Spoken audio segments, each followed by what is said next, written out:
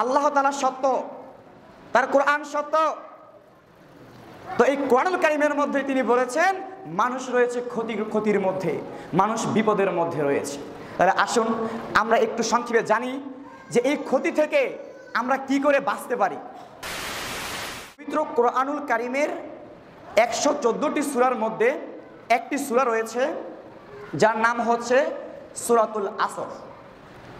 আল্লাহ সুবহানাহু ওয়া তাআলা এই সূরা আসরের মধ্যে বলছেন ওয়াল আসর, সময়ের শপথ করে তিনি বলছেন। আল্লাহ সুবহানাহু ওয়া তাআলা তার সৃষ্টির যে কোনো জিনিস নিয়ে তিনি শপথ করতে পারেন, কিন্তু আপনি আমি পারি না।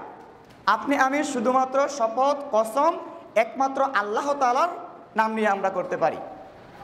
তো আল্লাহ রাব্বুল আলামিন সময়ের শপথ করে বলছেন ইন্নাল ইনসানা লাফি খুসর, নিশ্চয়ই মানুষ রয়েছে ক্ষতিগ্রস্তের মধ্যে, মানুষ রয়েছে বিপদের মধ্যে, মানুষ রয়েছে ধ্বংসের মধ্যে। এই পৃথিবীতে যত মানুষ রয়েছে তারা সকলেই বিপদের মধ্যে রয়েছে, ধ্বংসের মধ্যে রয়েছে, ক্ষতির মধ্যে রয়েছে।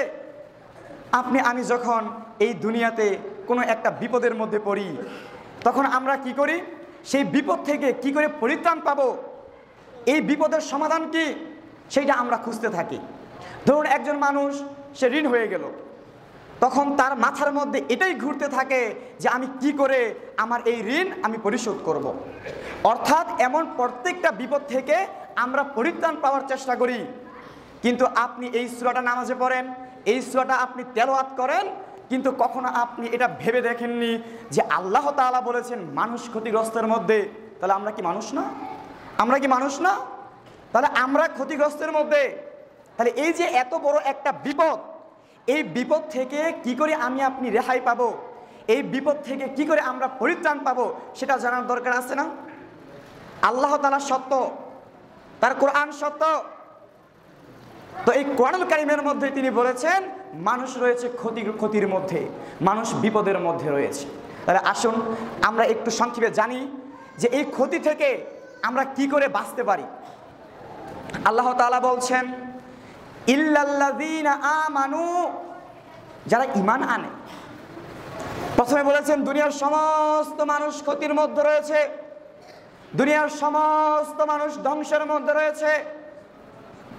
এরপর আল্লাহ তাআলা বলছেন যারা ঈমান আনে, যারা ঈমান আনে আমার প্রতি বিশ্বাস স্থাপন করে তারা ব্যতীত। তো আলহামদুলিল্লাহ আমরা এখানে যারা এসেছি উপস্থিত আছি আমরা ঈমান এনেছি। এরপর আল্লাহ তাআলা বলছেন ওয়া আমিলুস সলিহাত, এবং যারা সৎ কাজ করে। প্রথমটা হচ্ছে যারা ঈমান আনে তারা সেই ক্ষতির মধ্যে না। এরপর হচ্ছে যারা সৎ কাজ করে, ভালো কাজ করে। আমার থেকে আপনারাই ভালো জানেন যে কোনটা সৎ কাজ আর কোনটা হলো অসৎ কাজ। সালাত সৎ কাজ, ফরজ বিধান, রমাদানের রোজা ফরজ বিধান, সৎ কাজ, হালাল রুজি উপার্জন করা, মানুষের সাথে ভালো ব্যবহার করা, অন্যের হক নষ্ট না করা, এই ইত্যাদি ইত্যাদি যে ভালো কাজগুলো রয়েছে এইগুলো যারা করে